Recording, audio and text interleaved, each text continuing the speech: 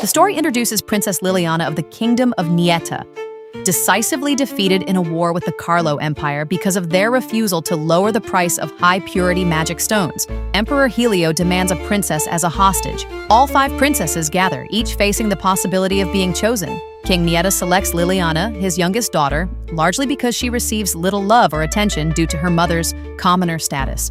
Liliana, aware of her grim future, death after childbirth in the original novel if she marries Emperor Carlo, desperately wants to avoid this fate. Feeling trapped and fearing her future, Liliana attempts to escape. She gathers her belongings, including her jewels, and flees the palace at night, using a rope made of curtains to climb down and stealing a horse from the stables. However, her escape is short-lived. While riding away, she encounters Emperor Helio, who is already aware of her plan. He swiftly overpowers and captures her.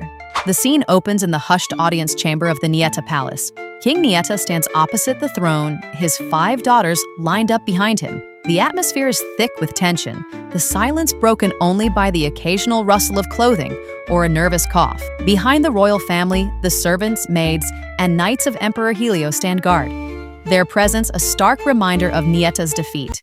Emperor Helio sits on the throne, his gaze sweeping across the room. He is in his mid-20s, but his demeanor is one of commanding authority, his presence overwhelming the spacious chamber. Helio's eyes fall upon Liliana, and he notices her pink hair. A subtle smirk plays on his lips as he observes her. He announces that he's seen something really interesting, a remark that leaves King Nieta visibly nervous and apprehensive. When pressed by the king, Helio reveals that he already knows about Liliana's attempted escape, a fact that both surprises and unnerves King Nieta. Helio leans forward, his gaze intense, and makes a shocking demand. He doesn't want a simple hostage.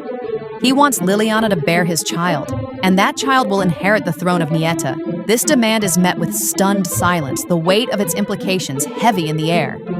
King Nieta, desperate to save his kingdom from further ruin, struggles to find the courage to refuse, but Helio gives him no choice. Following Emperor Helio's demand and King Nieta's forced acquiescence, Liliana is shocked by the far larger and more ornate vehicle brought to her palace. She finds the carriage's luxurious cushions overwhelming and even struggles to board it comfortably. Her maid, Sophia, accompanies her, offering a wry comment about the situation, that the emperor has fallen for her at first sight. Liliana denies this, saying, "It's impossible," until the emperor arrives and hears them. She assures him that they weren't speaking ill of him or plotting another escape, explaining that she is completely useless as a wife. Emperor Helio stares at her.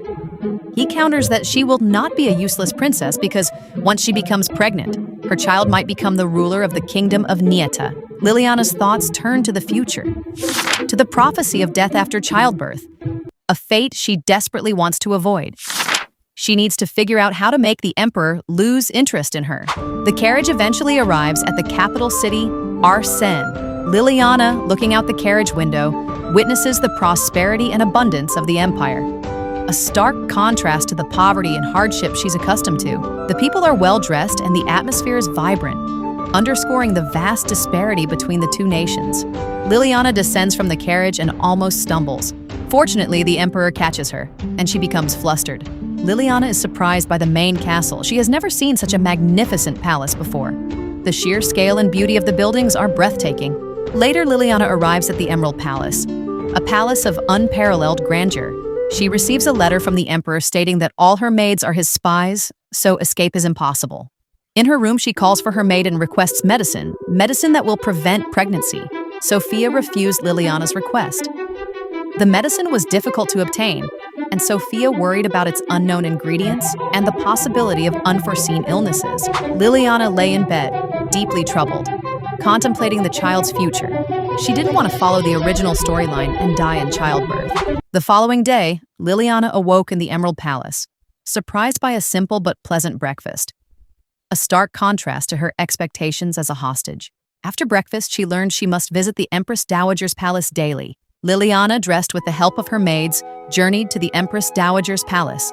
The journey was remarkable. The palace grounds were vast and beautiful, surprisingly including a forest, a scene vastly different from the austere Nieta Palace.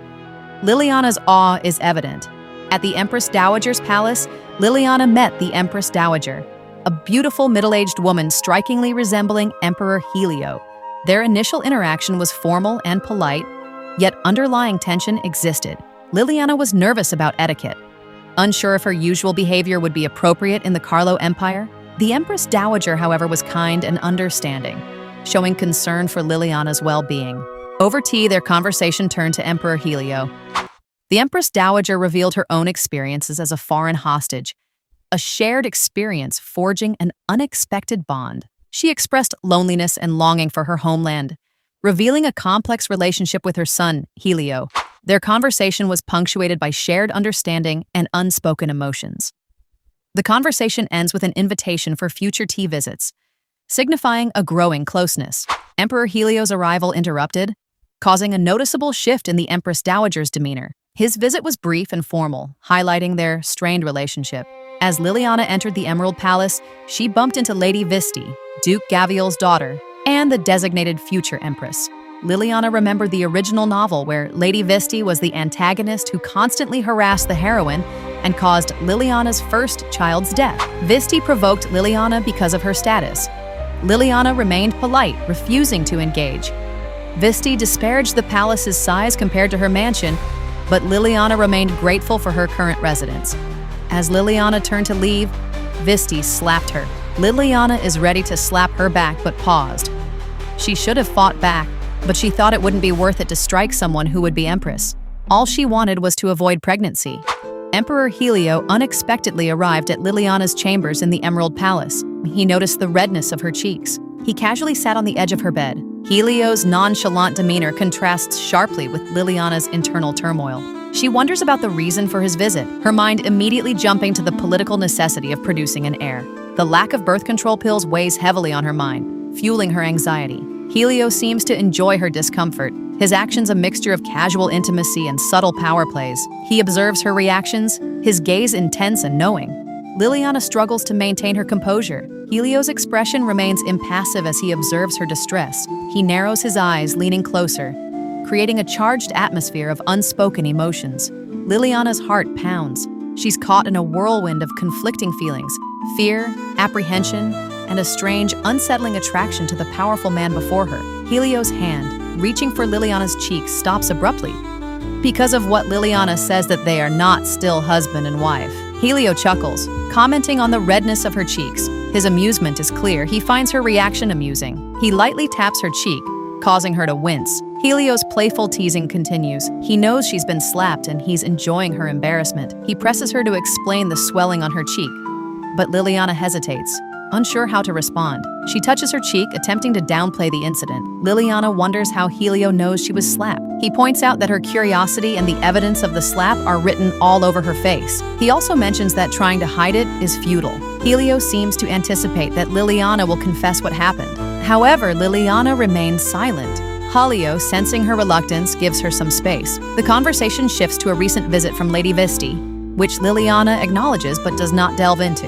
Helio points out that both she and Lady Visti are at a disadvantage if they fight, offering to handle any issues that may arise. Liliana expresses her feelings of disadvantage, while Helio reassures her of his protection, though his playful tone leaves her feeling confused about his true intentions. Liliana discovers the spirit. It was chained and unable to use its powers. Liliana learns she has the potential to become a spirit master, and eventually agrees to help the spirit, whose name is Choo-Choo, by learning spirit magic. Liliana's coronation as Empress takes place in a small forest, a quiet ceremony reflecting her nation's recent defeat. She receives the Empress's tiara from the Empress Dowager, feeling a mix of relief and gratitude. However, the peaceful moment is interrupted by the unexpected arrival of Helio, the Emperor. His presence, described as jarring and almost comical, foreshadows a potential power struggle or significant change in the political landscape, as suggested by the ominous phrase, Helios in conquest. Liliana unexpectedly received powerful support from Emperor Helio during her appointment ceremony. His public gesture solidified her position and offered protection, marking a significant turning point. Helio reminded her he would return to the palace that night to consummate their marriage, a prospect that filled Liliana with fear and a desperate need to prepare, as she wished to avoid pregnancy. Meanwhile, Helio in his office anticipated their wedding night, his first as emperor, with a mix of anticipation and amusement, contrasting his calm with his imagined vision of Liliana's chaotic preparations. Upon arriving at Liliana's chambers, Helio found her standing on the balcony. As she leaned against the railing, it shattered, sending her plummeting to the ground. Helio, witnessing the fall, reacted with shock and concern. Liliana, recovering from a fall and haunted by nightmares, is comforted by her maid Sophia. A doctor confirms her miraculous survival. The doctor's assessment was followed by a visit from the headmaid, who delivered a shocking message. The emperor was angry. Liliana's eyes sparked with a mix of fear and defiance at the news of the emperor's anger. She resolved to face whatever consequences awaited. Liliana reflected on the events, pondering the emperor's unexpected visit to the Emerald Palace despite his anger. A mystery she couldn't comprehend. She prepared herself to face him. Determined to apologize for her earlier behavior, Liliana injured herself, but Emperor Helio seemed more concerned about her health than angry. He asked why she kept refusing to consummate their marriage. Helio explained that having a child would give her power. However, she didn't want power. She simply desired peace and quiet. Liliana feared imperial court life and worried about her baby. This story successfully blends elements of fantasy, romance, and political intrigue, creating a compelling narrative that explores the complexities of power dynamics. The characterization of Liliana is particularly strong. Her determination to defy fate and her internal struggles resonate deeply with readers. Emperor Helio's multifaceted personality adds layers to the story, making his interactions with Liliana both intriguing. Overall, the narrative promises a captivating journey filled with tension and character growth. As the story progresses, readers will likely find themselves invested in Liliana's fate and the evolving relationship between her and Helio, eagerly anticipating how she will navigate the challenges that lie ahead.